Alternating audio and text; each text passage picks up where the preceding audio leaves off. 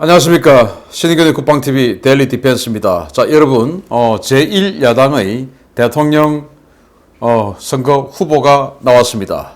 이런 와중에 제가 여러 가지 정황을 봤을 때 좀 우려스러운 정황이 좀 있다라는 생각이 들어요. 북한, 중국, 그리고 이 대한민국 내의 좌파들, 이 좌파들이 대선 개입을 연합해서 하는데, 여기에 대해서 우리 자유민주주의 우파들은 원팀으로 맞서야 된다라는 그런 주장을 저는 하는 바입니다. 그래서 이 북한, 중국 좌파들이 어떻게 지금 뭉치고 있는가, 어떤 공작을 하는지 보도록 하겠습니다. 자, 양정철이죠. 뭐 친문의 핵심인데, 양정철이 아시다시피 민주연구원장을 하면서 중국 당교하고 이렇게 교류를 하면서 중국 공산당과의 국제적 정치 연결망을 구축해 하는 취지다라고 이야기하면서 이 이후로 중국 공산당이 해왔던 언론 통제, 주민 통제 이런 것들 다 배워와가지고 우리나라에서 어마어마하게 통제하고 했죠. 그런 이 현 정부 내에서 중국과의 가장 네트워크 연결고리가 끈끈하다고 알려져 있는 이 양정철이 뭐 아무리 봐도 이재명하고 접점이 없는데 느닷없이 이렇게 11월 5일 날 이재명하고의 접점 기사가 나왔습니다. 이재명 후보와 각별한 신뢰 관계가 있다. 그동안 이미 조언을 많이 해왔다. 당 선대위 합류 대신 외곽에서 이 후보를 덕했다. 이재명하고 무슨 접점이 있는지 모르겠는데 이 말은 저는 이제 중국 관련한 이런 소스를 이재명에게 듬뿍듬뿍 쳐주겠다 라고 하는 그런 내용으로 봐요. 자, 중국이 이제 이재명에게 개입한다 라는 선언이라고 봅니다. 자, 그러면서 청주 간첩단 사건 다시 한번 반추해 보겠습니다. 이 청주 간첩단 사건이 있었을 때 당시 대남공작기구 내부 증언자의 인터뷰를 데일리 NK가 보도를 했었는데 뭐라고 이야기했었냐. 이번에 알려진 정도는 빙산의 일각이다. 공화국에 헌신하겠다는 훨씬 더 많은 남조선 혁명가들이 있다. 우리 대남공작 목적은 남조선 정권에 반대하고 공화국의 긍정적인 생각을 품은 대중을 양산하고 공화국의 우호적인 인사가 정권을 잡도록 돕는 것이다. 이재명 같은 공화국의 즉 북한의 아주 우호적인 인사가 정권을 잡도록 돕는 게 이렇게 많은 간첩단들에게 지시를 내리고 그렇게 활동을 하라고 하는 최종 목적이다 라는 거 아니겠습니까? 그도 그럴 것이 정권 바뀌면 그들에게는 굉장히 심각한 데미지, 박근혜 정부처럼 아예 북한 체제를 전복하기 위해서 부대를 창설하고 그리고 공작을 국정원 차원에서 진짜로 공작을 하고 그리고 미국과 더불어서 정말 북한을 공격하려고 하는 그런 작전을 짰고 한 그런 정권 들어오면 큰일 나는 거죠. 그리고 이 지금 문재인 정권보다 더 간 크게 미국과의 완전 디커플링 딱 해가면서 세컨더리 보이콧 각오하고 북한에게 완전히 지원해 줄 수 있는 이런 정권을 만들어내는 것이 북한에게 제일 이익이죠. 당연한 겁니다. 그러면서 이들은 우리가 포섭한 것이 아니라 스스로 총비서동지께 충성을 맹세하고 관련 활동을 해왔다.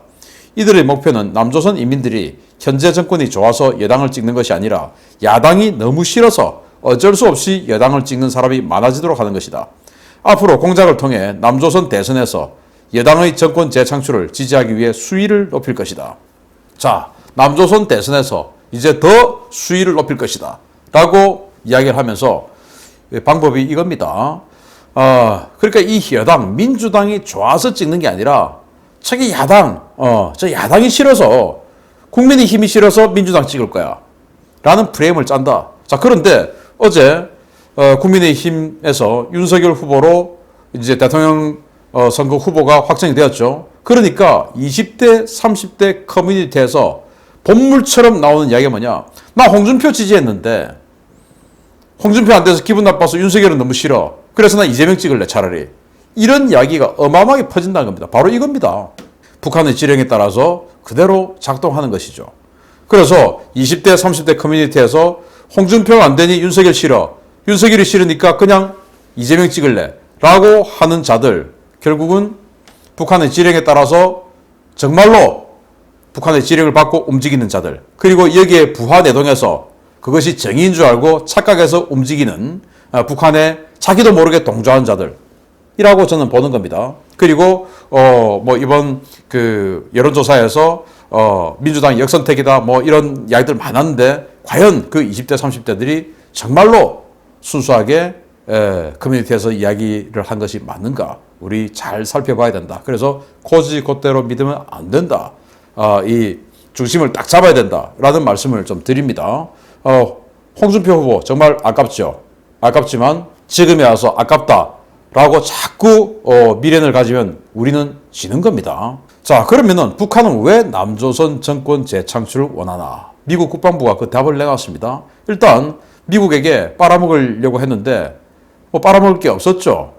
그리고 남조선 좀 그동안 많이 빨아먹으려고 했는데 이제 더 이상 빨아먹을 게 없죠. 왜? 미국 눈치를 보니까. 그래서 이제는 중국을 좀 빨아먹어야 되겠다. 새로운 숙주.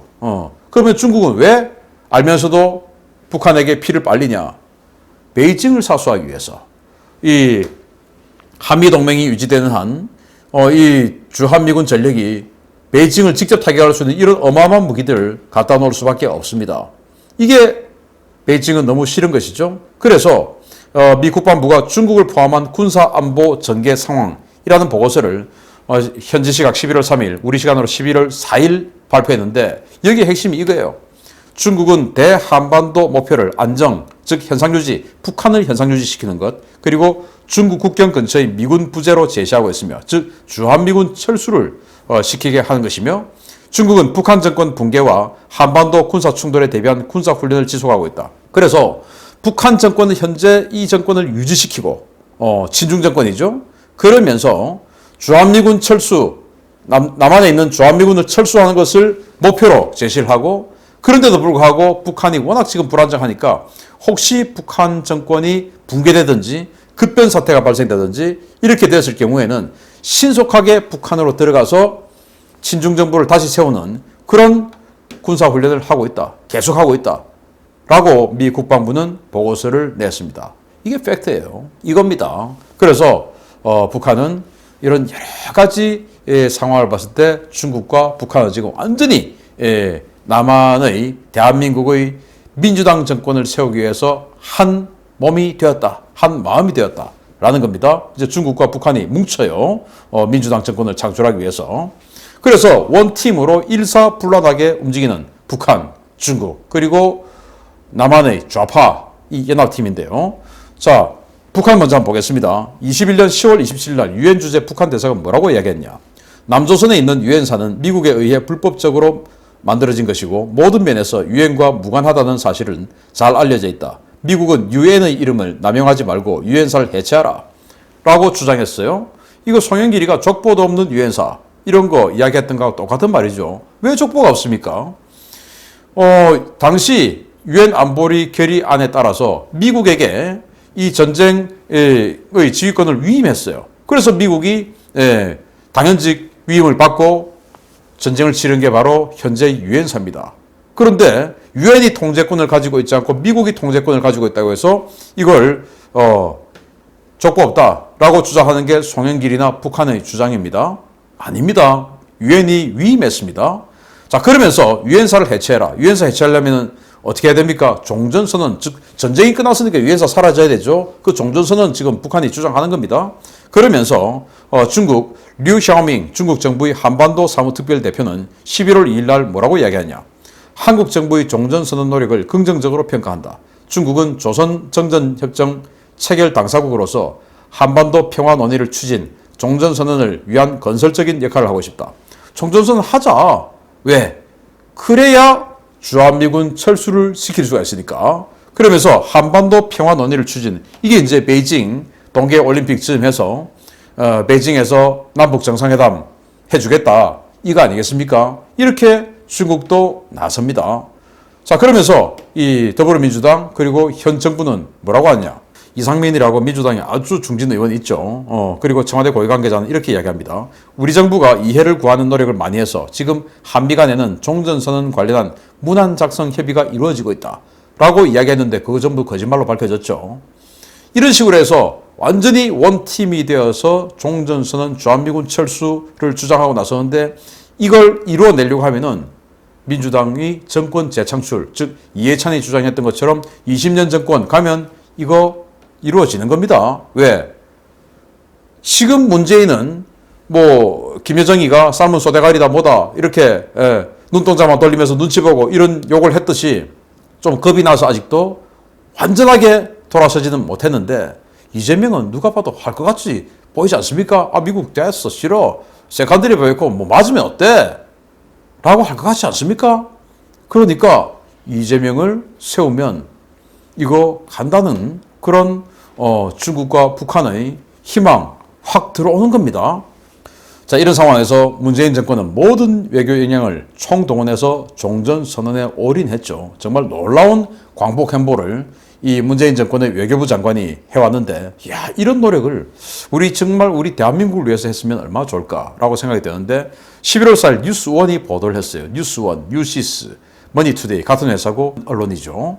정의용 외교부 장관이 한 달 새 유엔 안전보장이사회 상임이사국 국가인 미국, 영국, 중국, 러시아, 프랑스 외교장관들을 모두 만나는 광복 행보를 보여 주목된다.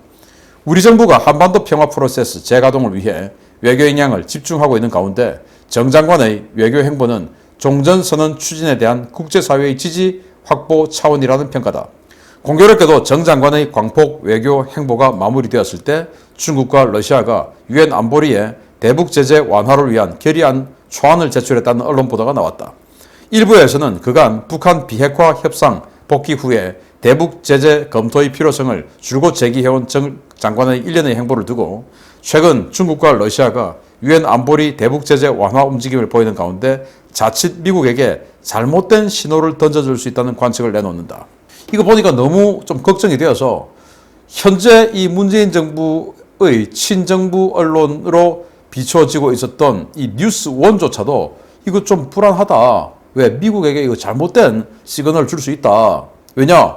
아니 어떻게 한 달 사이에 유엔 안보리 상임이사국 5개국의 외교장관을 다 만나냐. 참 대단하다. 그런데 딱 다 만나는 그 시점에서 중국과 러시아가 유엔 안보리에 대북 제재를 완화시켜주자라고 하는 결의안을 올리기 위해서 지금 초안을 회람시키고 있다. 이거 정의용 장관하고 뭔가 협의된 내용 아니냐라고 미국에게 오해 줄 수 있다. 그럼 대한민국 국익에 좀 손상이 올 수 있는 거 아니냐라고 친정부스러운 뉴스원조차도 우려를 했다 이거예요.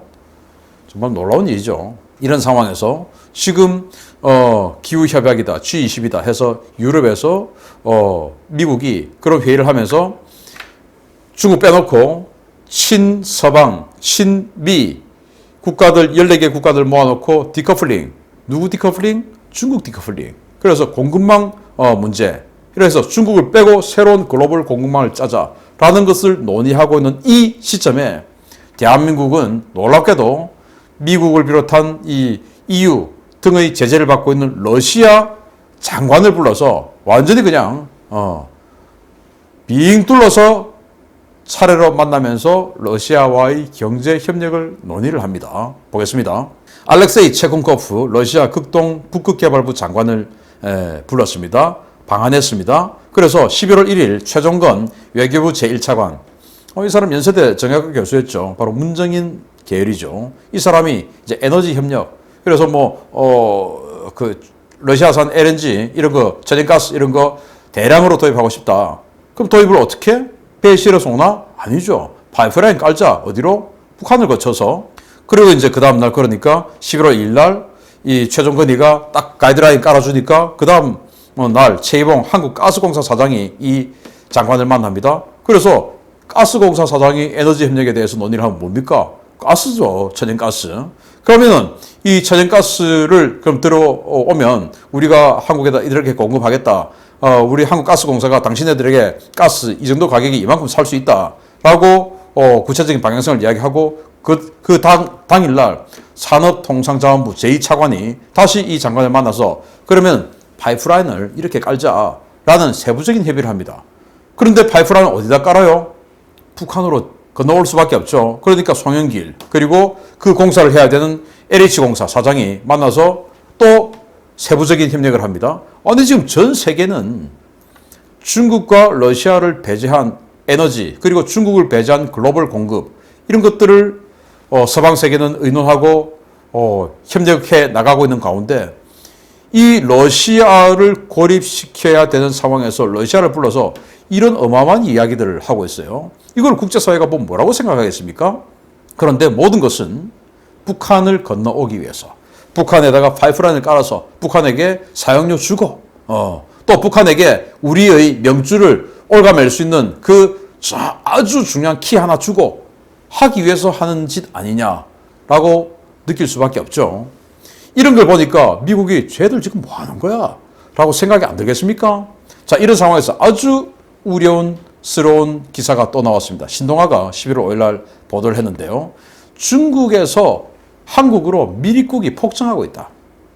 그런데 놀랍게도 그게 조선족이 아니라 진짜 중국인, 그냥 순수 중국인 한족들이다 라는 거예요. 자, 보겠습니다. 바다를 이용해 한국으로 미리국을 시도가 늘고 있다. 해양경찰청의 국제성 범죄 단속 통계에 따르면 16년부터 20년까지 최근 5년간 경찰 단속에 적발된 미리국자는 모두 187명에 이른다. 2016년 30명에서 19년 20명으로 줄다가 20년 42명으로 다시 증가했다. 1년 사이에 110% 증가한 셈이다. 이는 해양경찰청 단속에 국한된다는 것을 고려한다면 실제 미리국자 규모는 이보다 더 많을 것으로 추정된다. 과거에는 중국 조선족이 해상 미리국 범죄의 절대 다수를 차지하고 있었지만 최근엔 조선족은 감소하는 반면 중국 한족이 대부분을 차지하고 있다. 국내에는 이미 불법 체류 한족 네트워크가 광범위하게 형성되어 있어서 온라인 커뮤니티와 메신저, 위챗, QQ를 통해 미리국에 관한 정보를 주고받기 편하다. 아니, 이 한족 미리국자가 얼마나 많은가 하면 우리 대한민국 내에 중국 메신저인 위챗, QQ 등을 통해서 미리국에 관한 정보를 주고받는 커뮤니티가 형성되어 있다는 거예요. 왜 오냐? 자기 생활고 때문에 온 사람도 있을 것인데 여기에는 공작하러 온 사람도 있을 수 있다. 왜냐? 하필 선거 때가 되니까 급증하더라 이거예요. 작년 국회의원 선거 앞두고 급증했다라는 통계를 보는 겁니다. 그래서 중국과 관련된 뭔가 이 부정선거 의혹 전 세계적으로 어마어마하게 많지 않습니까? 이들이 보트를 타고 들어올 때 사람만 몸만 오냐? 아니면은 정말 들어와서는 안 되는 종이 박스를 들고 오는지, 아니면 들어와서는 안 되는 무슨 기계를 들고 온다든지, 이걸 의심할 수 없나? 라고 의심할 개연성이 없습니까? 하필 선거 때 이렇게 폭증한다. 이것도 단속된 것만 이러는데 해경에게 단속 안 된 건 얼마나 많겠냐? 그리고 이 서해안에 지금 깔려있는 우리 군의 CCTV들, 여기에 중국산 회로가 들어가서 이 정보가 중국으로 다 들어가고 이걸 국정감사 때 문제 제기를 하니까 국방부는 문제없다라고 뭉개버리고 중국산은 안 된다, 국산만 된다라고 했는데 알고 보니까 중국산인데 전부 중국산인데 케이스 가리만 딱 해가지고 들어왔고 그거 문제 있냐 없냐? 문제 없다라고 또 이야기해버리고 이런 상황이다. 그래서 알고 보니까 실제로 중국으로 데이터가 들어간 자료가 있다. 즉 중국 정부, 중국 국방부가, 국가안전부가 대한민국의 이 군 CCTV가, 해안경계 CCTV가 언제 어디로 비추고 언제 어디로 비추고 이걸 다 알고 있다는 겁니다. 그러니까 여기 서해안으로 얼마나 많은 중국인들이 무인지경으로 들어올 수 있느냐라는 거 아니겠습니까? 그래서 알려진 것보다 훨씬 많은 사람들이 들어왔을 것이다. 뭐하러? 업기 위해서라는 것입니다. 자, 이런 상황이니까 미국에서 우려가 되죠. 아니 지금 전 세계는 원팀으로 딱 짜가지고 중국을 디커플링 시켜서 공급망에서 제외시켜서 중국을 무너뜨리기 위해서 작업하고 있는데 한국이 또 러시아 에너지 가지고 유럽을 곤란하게 만드는 이 러시아, 그리고 불법적으로 이 크림반도 우크라이나를 침공하고 하는 이 러시아를 제재하고 있는데 이 러시아와 지금 LNG 어마어마한 LNG를 도입하는 협의를 하면서 파이프라인을 북한을 거쳐서 온다? 이게 말이 되냐? 그러니까 미 국무부에서 실세가 들어옵니다. 11월 4일 미 국무부 보도자료인데요. 데니엘 크리튼 브링크 동아시아 태평양 담당 부차관보가 11월 7일부터 10일까지 일본을, 그리고 11월 10일부터 12일까지 한국을 방문한다. 이번 방한 목적은 인도태평양과 그 너머 지역에서의 평화와 안보, 번영 정진을 위해 미국과 일본, 그리고 미국과 한국의 양자 및 삼각 협력 중요성을 강조하기 위함이며, 크리튼 브링크 부차관보는 한국과 일본의 고위 당국자들을 만나 동맹에 대한 미국의 약속을 재확인할 것이다. 그래서 한미일 삼각 협력, 그리고 미일, 한미 양자 협력, 이런 것들을 논의하러 온다. 한국에게 엉뚱한 짓 하지 마라는 경고가 포함되겠죠. 그런데 부차관 보니까 별거 아닐 수 있는데 아닙니다. 이 사람은 실세입니다. 오바마 시대 때 NSC에서 아시아 담당 국장을 했어요. 아주 강력한 사람인데 또 최근까지는 베트남 대사를 했습니다. 베트남 대사를 하면서 사상 최초로 미국의 니미츠급 항공모함을 베트남에 입항시켰어요. 그걸 이루어낸 사람이에요. 힘 좋죠. 그런 실세입니다. 실세가 와서 이제 경고를 할 겁니다. 그런데 이렇게 실세가 오니까 이 좌파 언론들하고 또 이 민주당 계열들은 또 뭐라고 하냐. 종전선언 협의하러 온다라고 정신승리를 하고 있네요. 참 기가 찹니다. 그 사람들. 자, 그래서 대세 원팀 뭡니까? 대한민국 세력 원팀이죠.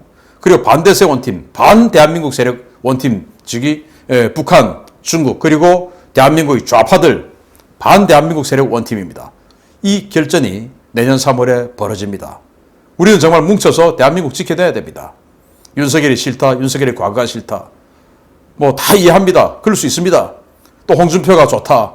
맞습니다. 정말 홍준표 전 대표는 어쩌면 자유민주주의의 수호의 화신이다라고 생각할 수 있죠. 저는 경남도민의 한 사람으로서 경남도지사 할 때 홍준표 당시 도지사의 그 정말 이 자본주의를 수호하는 과감한 정책들 보고 이 사람 정말 짱이다라고 제가 설전을 다른 사람들하고 많이 벌였었어요. 진주의료원 이런 거 관련해서. 그럴 정도로 정말 대단한 분이지만 어쨌든 선택은 이분이 받았습니다. 그러면은 과거 다 필요 없습니다. 이제 일단 지지하고 안 하고 다 필요 없고 일단 자유민주주의를 지키기 위해서는 정권을 탈환해야 됩니다. 그리고 나서 다시 평가를 하는 것은 그 다음 일이지. 지금은 일단 저 반대세 세력으로부터 뺏어와야 됩니다. 그게 대한민국을 지키고 우리 자손들에게 자유민주주의를 지켜 물려주는 길입니다. 뭉칩시다. 마치겠습니다. 감사합니다.